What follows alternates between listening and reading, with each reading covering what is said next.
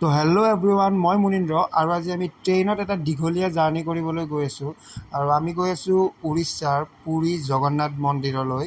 আৰু এয়া আমি ট্ৰেইনত যাত্ৰা কৰি আছোঁ। আৰু এয়া আমাৰ লগত আহিছে মোৰ বা আহিছে, মা আহিছে আৰু মোৰ ভাগিনীজনী আহিছে। আৰু এনেকৈ ট্ৰেইনৰ যাত্ৰা কৰি এনেকৈ চাহৰ সোৱাদ লৈ লৈ গৈ আছোঁ। 8:10 আমাৰ ট্ৰেইন আছিল, সেইকাৰণে আমি একাপ চাহ খাই ল'লোঁ, ধুনীয়াকৈ গাখীৰ চাহ।